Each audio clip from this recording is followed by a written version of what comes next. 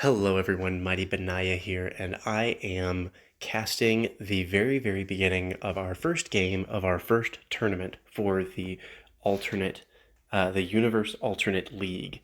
So currently in the game, I have myself as the Ottomans, Badrick as Russia, Hertz as Sweden, Benjigun as the UK, and Dr. Green Thumb, or also known as Doc, in Spain. We have we're about an hour and a half in, and we have made a plan. So I'm going to go through exactly what that is here in a moment.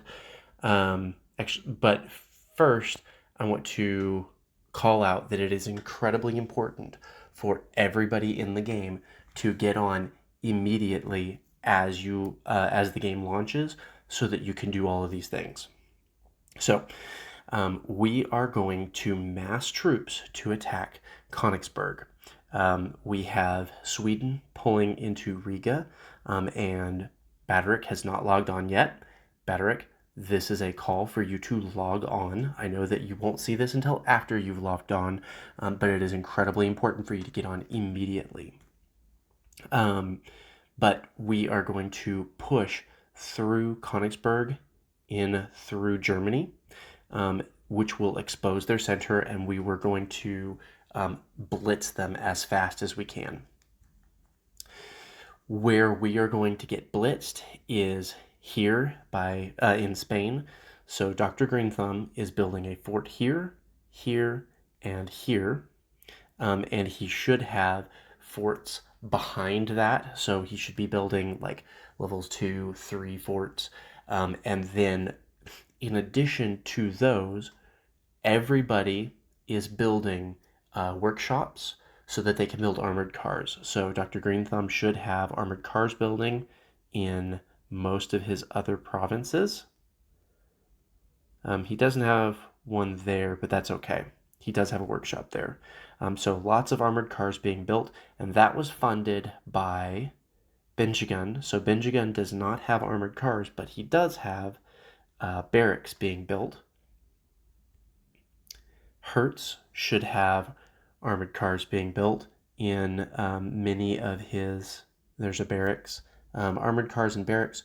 So the reason that armored cars are important, there's armored car. There's likely another one up here. Nope. The reason that armored cars are important, and I will show you, I'm building one armored car, and I'm also building barracks over here and here and here.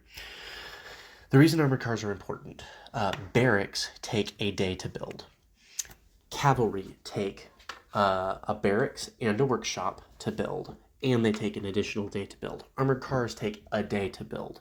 Workshops take 30 minutes, 15 minutes for the first level and 30 minutes for the second. And it's not 15 minutes, it's 15 seconds.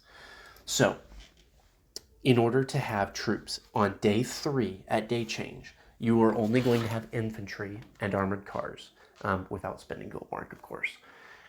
So we are massing up as many armored cars as we can because they have 2 health, and their attack power combines with the attack power of infantry. So we're using that to push through really hard, and so we should have 200 infantry. Actually, we should have 240 infantry in Riga ready to push Königsberg and Danzig and Berlin immediately at day 3. Plus, probably 10 armored cars, maybe a little bit more, 12 armored cars, to push in immediately. The reason that's important is this game should only last until about day 8 to 10. So we are not building any harbors, because harbors are only good for cruisers or economic, but the economic isn't going to actually benefit us, because by the time it would benefit us, by the time it would make up for the investment, the game's going to be over. So we're not building any harbors.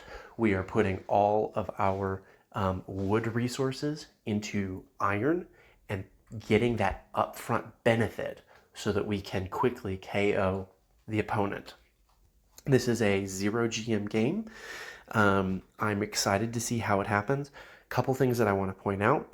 They are They have several scouts headed into the water, but France is moving their troops. Looks like they're headed south to attack where we believe they're going to attack. And then if you look down here, Morocco is moving their troops away from Spain, and they are embarking here, likely to travel up to France to also push down south. So we are confident we know exactly where they're headed. Italy is doing much the same thing, moving their troops up into France. We have not seen German troops moving around.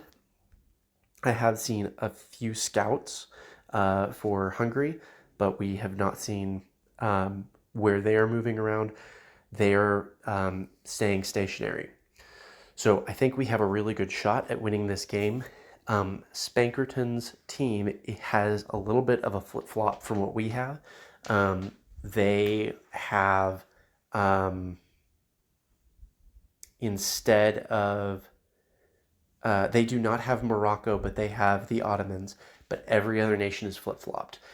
And I think that this is the better situation to be in, and here's why.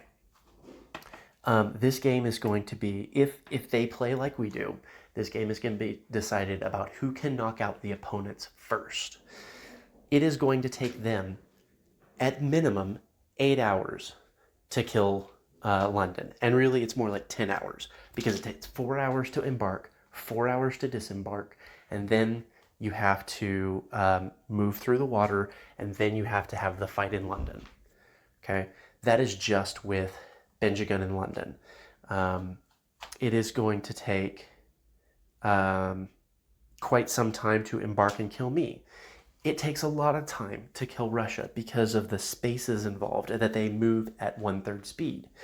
It takes a long time to get into the water and then out of the water to get to Sweden. So because we have the delay of them having to embark and there's a limited number of places that they can hit, we have the advantage. We have the time advantage.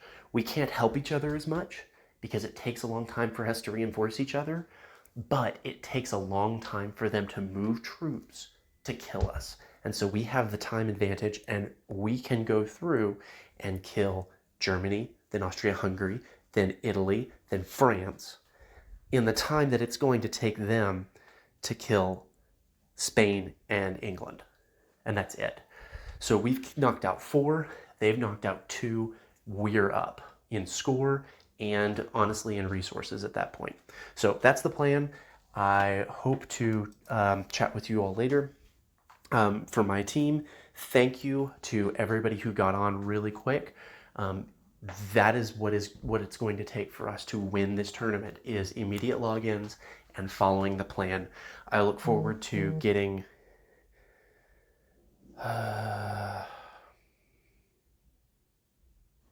I am going to cover that in post. I look forward to getting information from all of you, from being led by all of you. Soli Deo Gloria, and I will see you next time.